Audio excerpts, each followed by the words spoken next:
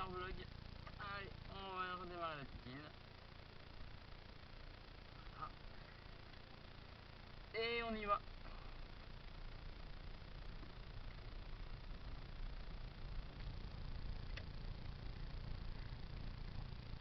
Alors j'espère que ça va très bien de votre côté, moi ça va super bien. Très content de faire ce premier carvlog avec vous. Très content de partager ma passion de la conduite avec des gens comme vous, avec peu importe d'où vous venez. Donc je vous fais un petit peu visiter mon petit coin de Rome. Ah, non, ça c'est en train de démarrer.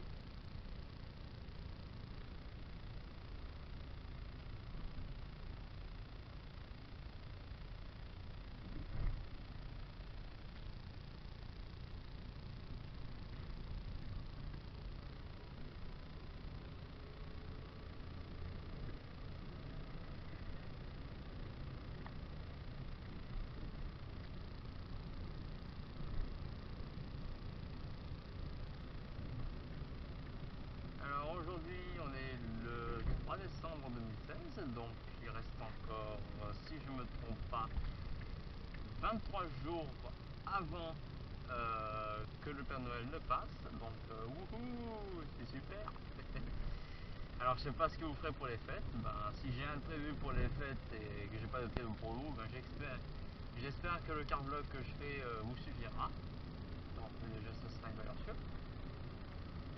Alors je pense que je vais pas commencer le premier carvlog en mettant plusieurs compilations. Je pense que je vais d'abord faire le carvlog comme ça, de bien.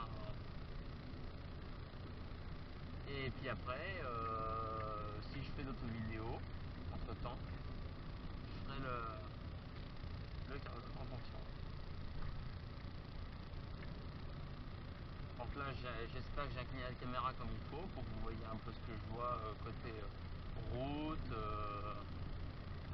tableau de bord, etc.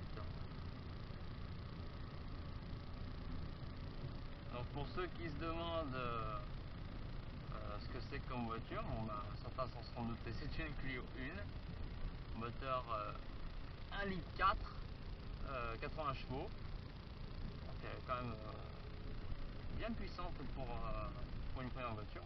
Bon, soit dit en passant, elle a 30 chevaux de plus que la voiture de ma mère, qui est un litre 1 essence de 50 chevaux. Je sais pas le comment.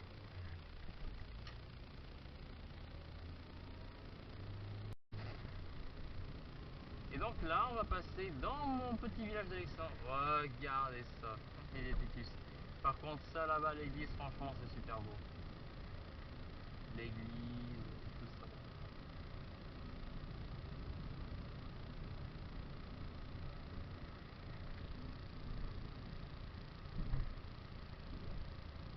Alors, certains disent qu'Alixan, c'est la capitale des villages circulaires dromois. Je reprends leurs termes. Moi, je le revendique pas, mais bon. Là, on va le voir sur le panneau en fait. Attendez que je me rapproche un peu. Bon, je vais pas non plus trop vite parce que je vous raconte pas il y a des gars, franchement, ils sont pas foutus de ralentir dans une agglomération. Je me souviens avoir partagé sur Google Plus deux articles, deux articles qui mentionnaient le fait, donc déjà qu'il y avait un qui est arrivé dans Alixan à près de 200 km/h et le record a été battu il y a peut-être pas si longtemps que ça à 214 km/h. Vous imaginez un peu les bandes de bras cassés qui passent dans le village. Alors que c'est un petit village, il faut arriver à 50. Je te jure, des fois j'ai tendance à dire, vu le code de la route, ça fait pas mon ménage. Je vais le compter celui-là, t'inquiète pas. Allez, traverse. Bonjour. Ah ah ah ah ah ah ah ah ah. Ah, j'adore. Attends. En face. C'est bien de bloquer le stop, ma vieille. Putain.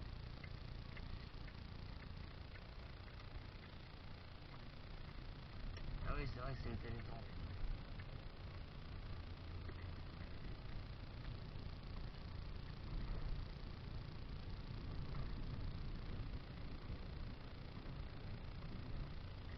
Au départ, je voulais passer à droite, mais bon, vu que les voitures.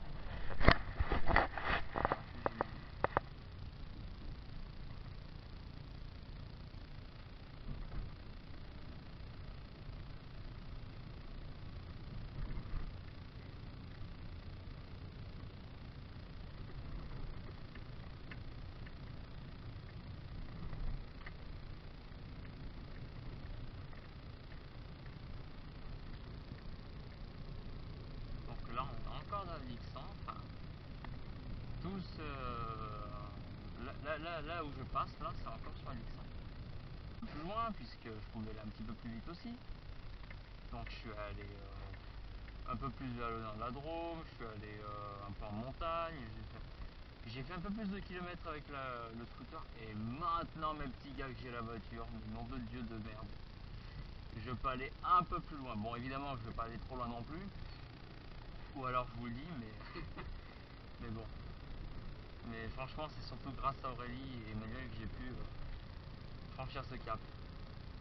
Alors, je suis obligé de le dire, enfin, je ressens en moi une obligation personnelle de le dire. Je me suis inscrit à l'auto-école le vendredi 13 novembre 2015. Donc très franchement, je souhaite encore toute ma compassion et mon soutien aux familles des victimes et même aux victimes qui ont pu survivre à cet attentat. Ne baissons pas les bras, soyons forts. Donc je dirais que le permis il a un goût un petit peu amer. Bon, d'un autre côté c'est bien, c'est une bonne étape à franchir. D'ailleurs c'est même un très bon truc sur un CV. Vous verrez quand si vous faites votre CV de motivation pour un prochain boulot, quand vous êtes étudiant et que vous mentionnez le fait que vous ayez le permis B, pas besoin de le dire depuis quand, hein. Vous dites que vous l'avez, c'est bon. Enfin, je dis pas que ça passe, mais il y a des chances que ça passe. Il y a des chances. Parce que se dire tout de suite qu'on l'a dans la poche, non, non, non, non, non. Il vaut mieux éviter ça. C'est comme le permis d'ailleurs. D'ailleurs, je vais vous raconter un truc assez particulier. Euh, Franchement, quand vous passez le permis, enfin déjà quand vous faites merde, quand vous faites la première heure de conduite, la toute première heure de votre vie, genre c'est la toute première fois que vous montez dans la voiture, évidemment vous avez peur. Évidemment. Moi j'ai eu peur. Pour être honnête, la première crainte que j'ai eue, on va se confier un petit peu tranquille, entre potes, tranquille. La première crainte que j'ai eue, c'était vraiment démarrer avec l'embrayage. C'était surtout ça ma plus grosse crainte. Après, j'allais me dire conduire comme ça allait passer facilement. Mais c'est surtout démarrer directement. Et ben finalement, je me suis rendu compte que j'ai eu peur pour rien, quoi. Après, c'est de la maîtrise, hein, Alors évidemment, bon, je vais spoiler un petit peu, mais bon, j'ai quand même envie de le dire. Entre le moment où vous avez passé votre permis, que vous savez que vous l'avez obtenu, et le moment où vous prenez votre voiture, je vous raconte pas le changement. Moi, j'ai appris sur une voiture diesel, de toute façon, on n'a pas le choix. Et là, par contre, là, c'est une voiture essence. Donc l'embrayage déjà est pas le même. Puisque ça, c'est la Clio, elle était, je dirais, une béquille ou un support. Et après, c'est vous qui prenez le relais. Puisque, dites-vous une chose toute bête, avant d'être professeur, il faut avoir été élève. D'ailleurs, pour enseigner la conduite, pour former la conduite, les formateurs ont été formés. L'un ne va pas sans l'autre. Comme on dit, on ne fait pas d'omelette sans casser les œufs, et ben on ne devient pas prof en n'ayant jamais été élève. Ou alors c'est que franchement, on est autodidacte, mais permettez-moi d'en douter. Donc moi, franchement, je vais vous raconter un peu vite fait l'examen du permis de conduire que j'ai eu, moi ça allait franchement. En fait, je me disais pas, je vais me louper, je vais trucs comme ça, non. Je me suis dit, ok, je conduis la voiture, c'est comme si je conduisais avec ma monitrice, Sauf qu'en fait, le moniteur, il est derrière l'examinateur et il n'a pas le droit de vous dire quoi que ce soit. Bon, s'il veut, il peut taper la discute avec le moniteur. Je prends mon exemple personnel. Mais sinon, le moniteur n'a le droit de rien vous dire. Rien. Donc, c'est-à-dire, limite, si vous avez fait une erreur, non. C'est l'inspecteur qui vous le dit. Donc après, si vous voulez avoir plus d'infos sur le permis de conduire, moi je suis abonné à la chaîne, aux deux chaînes Vidéo Permis et le permis de Fab. Je vous recommande d'y aller, franchement. Franchement, je vous le recommande. Parce que bon, déjà, bon, je vais un peu spoiler son cousin, mais bon, ça il le précise, je suis sérieux. Mais sinon, franchement, ils sont vraiment débrouillards pour ce qui est de conduire. Et pour ce qui est d'apprendre. Alors évidemment, le meilleur apprentissage reste l'apprentissage qu'on a sur le terrain. Mais eux, je dirais qu'ils vous donnent un tout petit peu la base théorique. Après, je dis pas que parce que vous regardez les vidéos d'auto-école sur le net, que forcément vous allez être un conducteur aguerri. Mais ils peuvent vous donner des conseils. Alors après, bon, faut pas non plus faire chier vos moniteurs respectifs. Mais il vaut mieux apprendre avec vos moniteurs respectifs justement.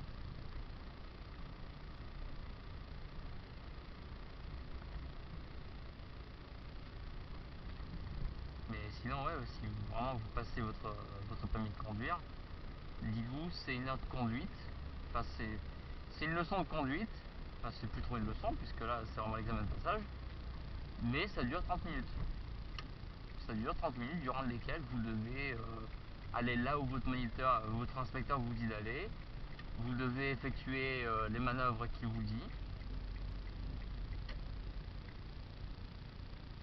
Sur la façade. Est-ce que vous savez ce que c'est? Enfin, est-ce que vous connaissez le 1083? Je pense que vous avez dû en entendre parler avec l'Euro 2016. J'en avais parlé, je crois aussi, si ma mémoire est bonne. Et en fait, c'est une société française qui crée des vêtements. Bon, on va pas se mentir, ils valent plus cher que les vêtements traditionnels. Enfin, quand je dis traditionnels, ce sont ceux qui sont faits au Bangladesh par les enfants.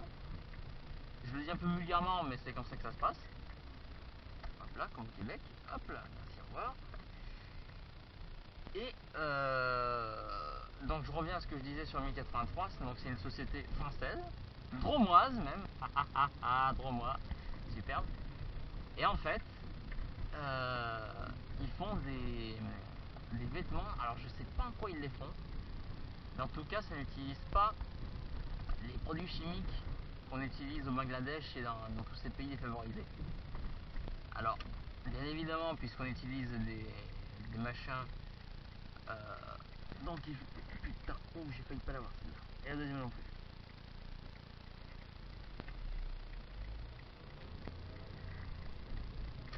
En fait, comme ces vêtements sont faits avec autre chose que des produits chimiques, ils valent plus cher. Surtout, les travailleurs travaillent dans des conditions plus décentes. Hop là, merci, au revoir. Tu klaxonnais mon vieux, j'allais descendre et t'expliquer comment ça se passe. Et donc évidemment, ben, puisqu'ils travaillent dans de bonnes conditions de sécurité, ça vaut cher. Donc forcément, le prix du jean ou du t-shirt, enfin du vêtement, ça ressort. Alors, je n'ai jamais été dans ce magasin. Tout ça parce que je suis pas un machin victime. Oh, regardez-moi cette espèce de con. Tu l'as quand même bouffé tes amortisseurs. Hein. Regarde, hop là. Voilà. Là par contre, tu pouvais par là. Oh putain, tu sais que... Bon, je veux pas non plus insulter les Parisiens, mais je crois qu'ils auraient été pires. Allez, hop là, tu sais quoi, je vais m'arrêter.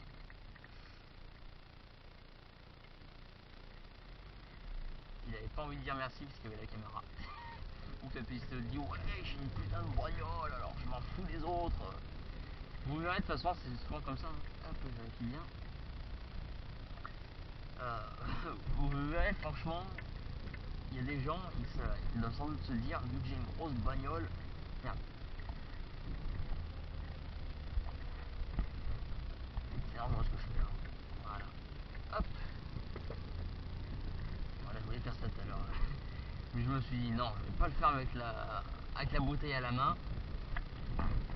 j'ai une grosse bagnole, je suis roi de la ville et tout, tu sais, y'a personne qui va me faire chier.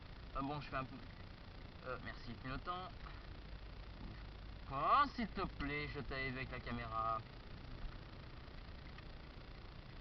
Je pense que déjà, ce qui serait bien, ce serait que le fait que la caméra soit sur ma tête dissuade les gens, tu sais. Parce que finalement, ils savent pas si je filme ou pas. Ils ne savent pas ça. Il y en a un dans qui je rentre ou. Ah, peut-être pas, non.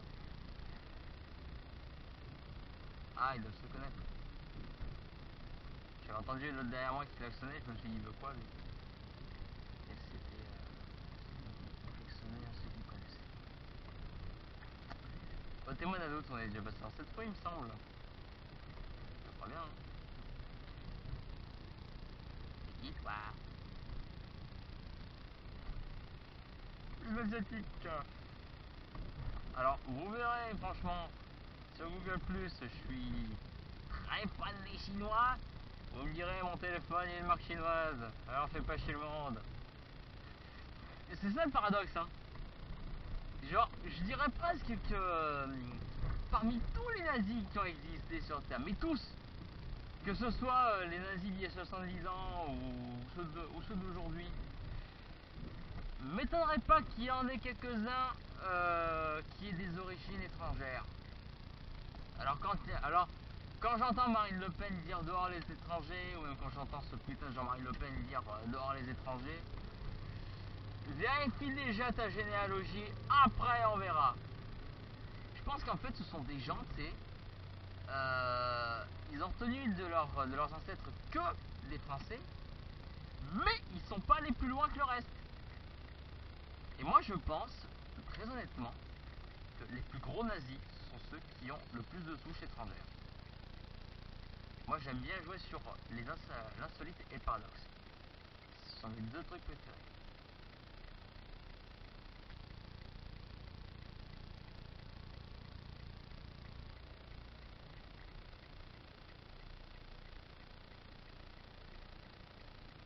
Voiture accusée derrière moi.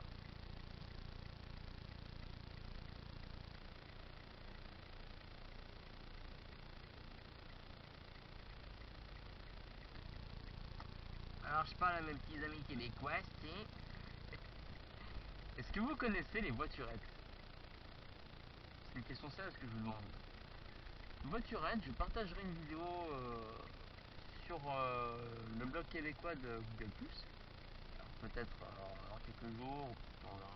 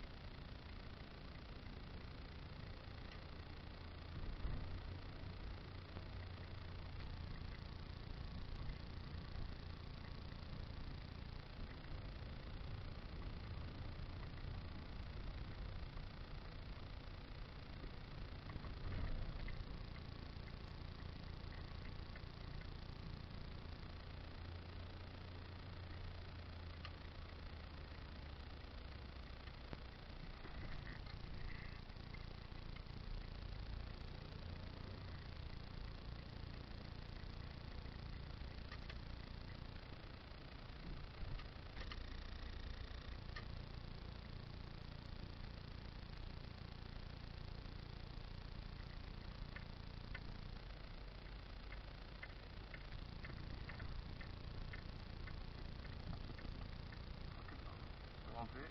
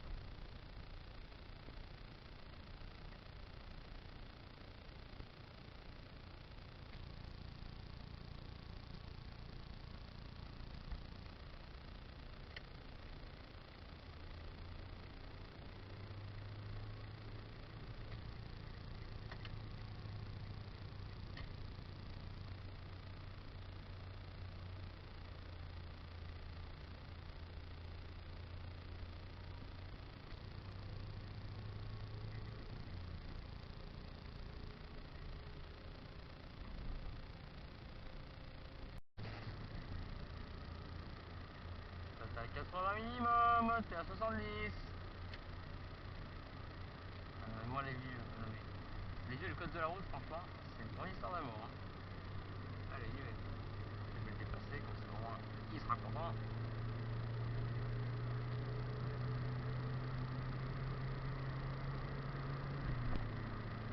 Ah, ça évitera que je me coltine encore pendant plusieurs kilomètres.